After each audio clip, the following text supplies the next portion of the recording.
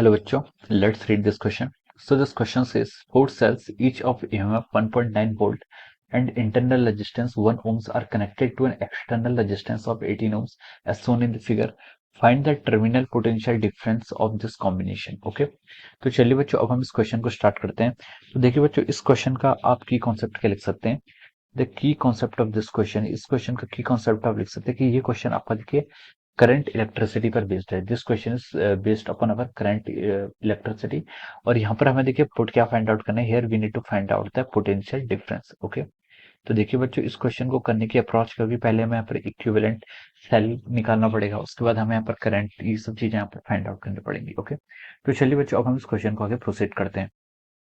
तो देखिए बच्चों इस क्वेश्चन में हमें बोला कि फोर सेल्स हैं ईच ऑफ ईएमएफ 1.9 वोल्ट। चार सेल्स हैं, चारों सेल्स का ईएमएफ हमें क्वेश्चन में गिवन है। ये आपकी क्या है, this is our first cell और यहाँ पर आपका एक रेजिस्टेंस इस तरह से कनेक्टेड है। उसके बाद आपकी एक this is our second cell, ये आपकी दूसरी सेल है। और ये इसका क्या है, दिस इज इंटरनल रेजिस्टेंस, ये क्या है इसका इंटरनल रेजिस्टेंस है। ओके, और उसके नीचे हमारे यहाँ पर क्या है E3 एक बैटरी है, दिस इज अगेन इस सेल। और इस सेल का इंटरनल रेजिस्टेंस हमने ये अज्यूम कर लिया। उसके बाद दिस इज अवर अगेन इस cell and this is the internal resistance. ये क्या है आपका इस तरीके से यहाँ पे इंटरनल रेजिस्टेंस हो गया। और ये क्या है, एक्सटर्नली कनेक्टेड किया गया देखिए to an external resistance of 18 ohms. हमने इसको एक्सटर्नली 18 ओम्स के रेजिस्टेंस से ऐसे इस तरीके से यहाँ पर क्या किया, ऐसे कनेक्ट किया। ओके, अब देखिए इसमें हमें बोला कि four cells each of MF 1.9 volt. चारों सेल्स का एमएफ कितना आपको 1.9 वोल्ट है। ये भी आपको 1.9 वोल्ट है, ये भी आपको 1.9 वोल्ट है, ये भी आपका 1.9 है और ये भी आपका कितना है 1.9 वोल्ट है। और इंटरनल रेजिस्टेंस हमें सारे कितने दिए आपको 1 ओम्स ही गिवन है। ठीक है, all this internal resistance are 1 ohms. और एक्सटर्नली हम इसको 18 ओम्स के एक रेजिस्टेंस से इस तरीके से क्या किया आपका कनेक्ट किया हुआ है। ओके, तो देखिए अब हम इस क्वेश्चन को आगे यहाँ पर हम फर्दर सॉल्व करते हैं। क्वेश्चन में हमसे बोला है कि हमें terminal potential difference find out करना है। टर्मिनल पोटेंशियल डिफरेंस का मतलब होता है कि हमें इस टर्मिनल से, ये जो टर्मिनल से इनके अराउंड क्या करना है, पोटेंशियल डिफरेंस फाइंड आउट करना है। हमें यहाँ पर क्या करना है, पोटेंशियल डिफरेंस हमें इसके अराउंड क्या करना है, फाइंड आउट करना है। तो चलिए बच्चों अब हम इस क्वेश्चन को आगे सिंप्लीफाइड करते हैं। तो देखिए बच्चों इस क्वेश्चन में देखिए अब हम ऊपर वाली ब्रांच में, अगर हम इस ब्रांच में देखें, यहाँ पर आपके देखिए 1.9 वोल्ट ये वोल्ट और ये बैटरी, ये आपकी मान लीजिए बैटरी 1 है और ये बैटरी 2 है। मैंने इसको बैटरी 1 बोल दिया, इसको 2 बोल दिया, सेल्स सेल 3 और सेल 4। ओके, अब देखिए ये 1 और 2 देखिए आपस में क्या है, सीरीज में कनेक्टेड है। दिस 1 एंड 2 वोल्ट क्या आपके सीरीज में कनेक्टेड है।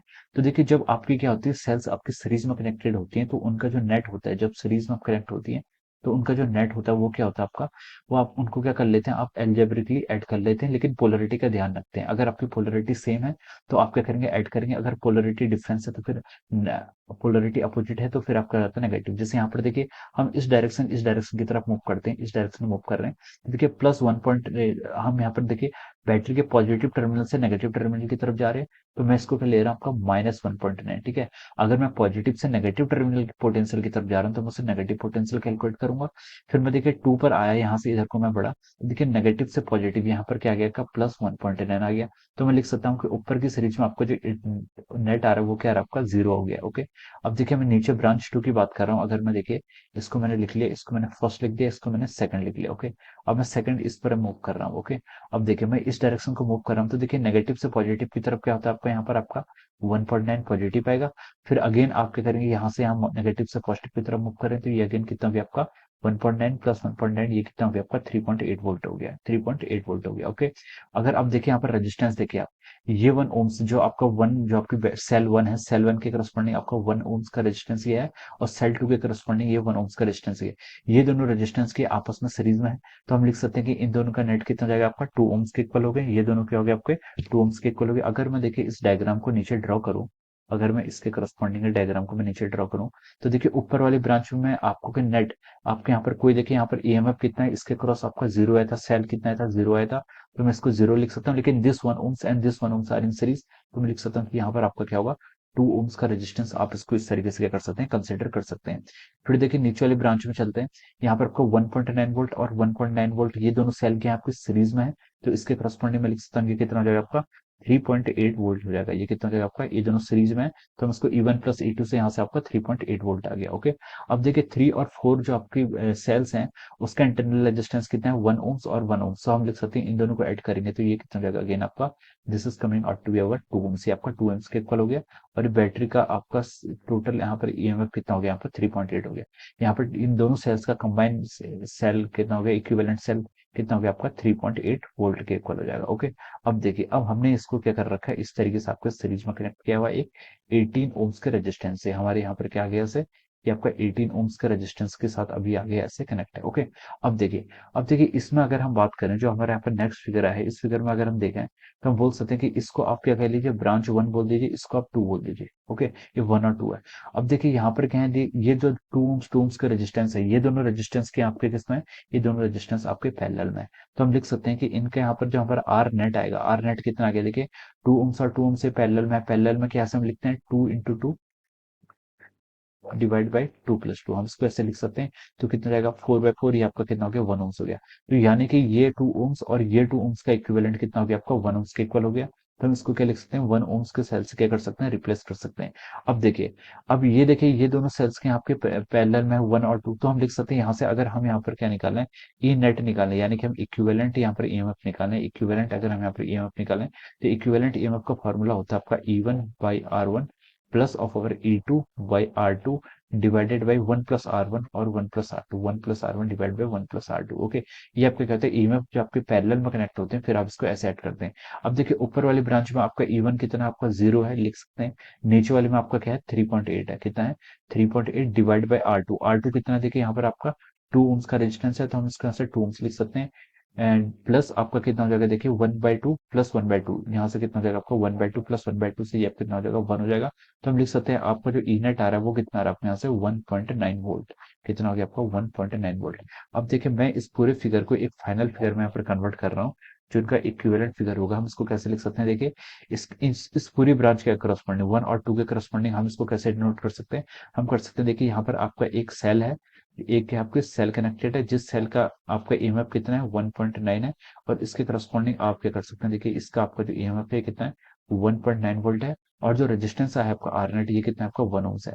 अब देखिए ये पूरा कॉम्बिनेशन किससे कनेक्ट था आपका, एक्सटर्नली एक 18 ओम्स के रेजिस्टेंस से इस तरीके से यहाँ पर कनेक्ट है।